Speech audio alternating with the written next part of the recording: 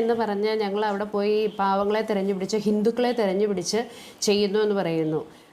ശ്രീ ബഹുമാനപ്പെട്ട ബാബു സാറിന് ഞാനായിരിക്കുന്ന സന്യാസ സമൂഹത്തിൽ ഇഷ്ടം പോലെ പൂർ ഹോമുകളുണ്ട്. ഞാനിപ്പോൾ ഇരിക്കുന്ന തൊടുപുഴ ഭവനത്തിൽ ഡിഫറൻ്റ്ലി ഏബിൾഡ് ആയിട്ടുള്ള ഭിന്നശേഷിക്കാരായ 26 സ്ത്രീകൾ താമസിക്കുന്ന ഇടമാണ്.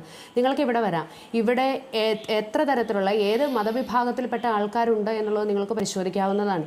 അതുപോലെ തന്നെ ഞങ്ങളുടെ തലശ്ശേരി ഏരിയയിലുള്ള ഏത് പൂർ ഹോം എടുത്താലും അവിടെ എല്ലാം ഹിന്ദുക്കളും ഉണ്ട്, മുസ്ലിംസും ഉണ്ട്, ക്രിസ്ത്യൻസും ഉണ്ട്.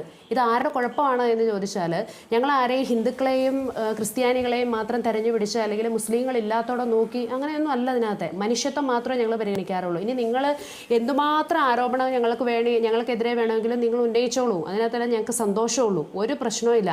എന്തുകൊണ്ടാണ് ഹിന്ദുക്കളുടെ ഇടയിൽ പാവങ്ങളുണ്ടെന്ന് നിങ്ങൾ തന്നെ പറഞ്ഞല്ലോ, ദരിദ്രരും പാവങ്ങളും ഉണ്ട്. എന്തുകൊണ്ടാണ് ഇങ്ങനെ ഉണ്ടാകുന്നത്?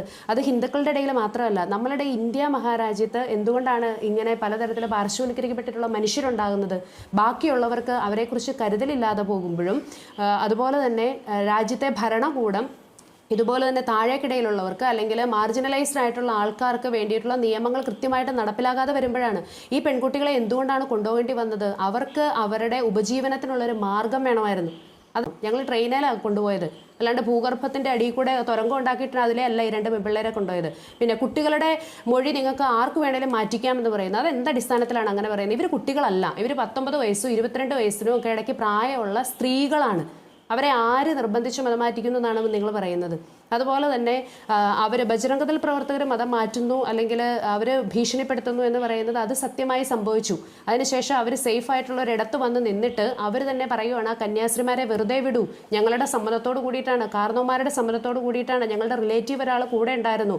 എന്നിട്ടും നിങ്ങൾക്കത് വിശ്വസിക്കാൻ പറ്റുന്നില്ല. ഈ കന്യാസ്ത്രീമാരെല്ലാം കൂടെ ശുശ്രൂഷയുടെ പേര് പറഞ്ഞ് അങ്ങനെ നടത്തുന്നു ഇങ്ങനെ നടത്തുന്നു എന്ന് പറയാൻ ഞങ്ങളോട് എന്തിനാണ് നിങ്ങൾക്ക് ഇത്ര ദേഷ്യം?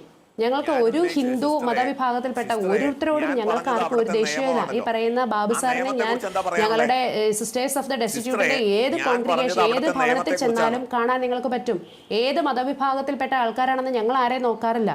അതുകൊണ്ട് പിന്നെ അതുപോലെ തന്നെ നിങ്ങൾ തന്നെ സമ്മതിച്ചു, ബഹുമാനപ്പെട്ട ബാബു സാർ ആദ്യം പറഞ്ഞതാണ് കോടതി എന്തു പറയുന്നു, അന്വേഷണ സംഘം എന്തു പറയുന്നു, അത് അംഗീകരിക്കാൻ ഞങ്ങൾ റെഡിയാണെന്ന്.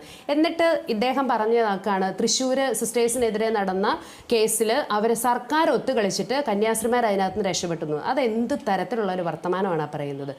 അങ്ങനെ ഇത് എങ്ങനെ നമുക്കിത് അംഗീകരിക്കാൻ പറ്റും? അപ്പോൾ തന്നെ നമുക്ക് മനസ്സിലാക്കാൻ പറ്റും ഇത് ക്രിസ്ത്യൻസിനെ അല്ലെങ്കിൽ സിസ്റ്റേഴ്സിനെ കോർണറൈസ് ചെയ്തിട്ട് ഒരു വക ഇങ്ങനെ ചാനലിൽ വന്നിരുന്നിട്ട് ഇവിടുന്നും കേട്ടതും അവിടെ ഇവിടെ നടന്നതുമായ കാര്യങ്ങൾ അങ്ങനെയാണെങ്കിൽ കോടതി വെറുതെ വിട്ട ഒരാളെ കുറിച്ച് നിങ്ങൾ എന്തിനാണ് അങ്ങനെ സർക്കാർ ഒത്തുകളിച്ച് ഈ സിസ്റ്റേഴ്സിനെ വെറുതെ വിട്ടുവെന്ന് നിങ്ങൾക്ക് എങ്ങനെയാണ് പറയാൻ തോന്നിയത്? ആ ദിവസം തൃശ്ശൂരത്തെ കേസിൽ വെറുതെ വിട്ട സിസ്റ്റേഴ്സിനെ കുറിച്ചും അത് വെറുതെ വിട്ട നീതിയെക്കുറിച്ചും സർക്കാരിനെ കുറിച്ചും നിങ്ങൾ വേണ്ടാതിനം പറയുന്നു. അത് രണ്ടും കൂടെ എങ്ങനെ ഒത്തുപോകും എന്നുള്ളതും ഒന്ന് പറയുക. പിന്നെ ആധാർ തിരുത്തുക, ഇതൊക്കെ നമുക്കൊരു നിയമ സംവിധാനം നിലവിലുള്ളപ്പോൾ ഇങ്ങനത്തെക്കൊട്ട് കാര്യങ്ങളൊക്കെ ഇതൊന്നും ചെയ്യാഞ്ഞിട്ട് ഒന്നും പറയാഞ്ഞിട്ട് ഇത് അന്വേഷണത്തിന്റെ ഘട്ടത്തിലാണെന്ന് പറഞ്ഞിട്ട് വീണ്ടും കേസ് നീളുകയും ജാമ്യം നീളുകയും ചെയ്യുകയാണ്. അപ്പം നമ്മൾ എങ്ങനെ അറിഞ്ഞുകൊണ്ട് അത്യാവശ്യം ഈ രംഗത്ത് പ്രവർത്തിക്കുന്ന സിസ്റ്റേഴ്സിനൊക്കെ നിയമത്തെക്കുറിച്ച് അത്യാവശ്യം ബോധമുള്ളവരാണ്.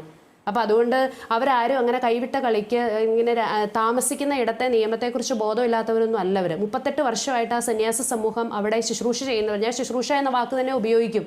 അതല്ലാതെ മാറി മാറി വരുന്ന ഭരണത്തിന് വേണ്ടിയിട്ട് വോട്ട് പിടിക്കാൻ നടക്കുന്ന സ്വഭാവം ഞങ്ങൾ സന്യസ്തർക്കില്ല.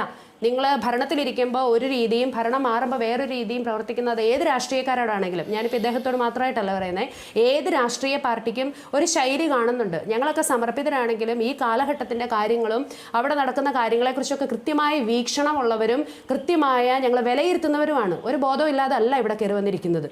അപ്പോൾ ഈ രാഷ്ട്രീയ പാർട്ടികളുടെ വിവിധ രീതിയിലുള്ള തരംമാറ്റലുകളും പറയുന്നതല്ല ചെയ്യുന്നതും പറയുന്നതും അല്ല ഇങ്ങോട്ട് ഫ്രൂട്ട് വരുന്നത്. ഇപ്പോൾ ഇവിടെ വരുമ്പോൾ നമുക്ക് എന്താണ് മനസ്സിലാക്കാൻ പറ്റുക?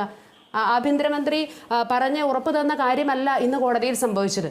ഇപ്പം നമുക്ക് നേതാക്കന്മാരോട് ചെന്ന് കാണുകയും അവരോട് സംസാരിക്കുകയും ചെയ്യുമ്പോൾ ചിരിച്ച് വളരെ സന്തോഷമായിട്ട് വിടുകയും ഇപ്പുറത്ത് നിന്ന് വേറെ രീതിയിൽ കാര്യങ്ങൾ നടത്തുകയും ചെയ്യുമ്പോൾ ഈ രാജ്യത്തൊരു ഭരണകൂടം ഉണ്ട് എന്ന് നമുക്ക് എങ്ങനെ വിശ്വസിക്കാൻ പറ്റും? ഭരണകൂടം മാറി മാറി വരും, പക്ഷേ ഭരണഘടന നിലനിൽക്കും. അതുകൊണ്ട് നിങ്ങൾ പറഞ്ഞല്ലോ ഭരണഘടന എന്ന് പൊക്കി പിടിച്ചിട്ട് കാര്യമില്ല എന്ന്. ഈ രാജ്യത്ത് ഞങ്ങൾക്ക് സാധാരണക്കാരായ മനുഷ്യർക്ക് വേണ്ടി ഉയർത്തിപ്പിടിക്കാൻ ആകെ അതേ ഉള്ളൂ സാർ. അതുകൊണ്ട് ഞങ്ങളത് ഉയർത്തിപ്പിടിക്കുക തന്നെ ചെയ്യും. അതേ എനിക്ക് അതിനെക്കുറിച്ച് പറയാനുള്ളൂ.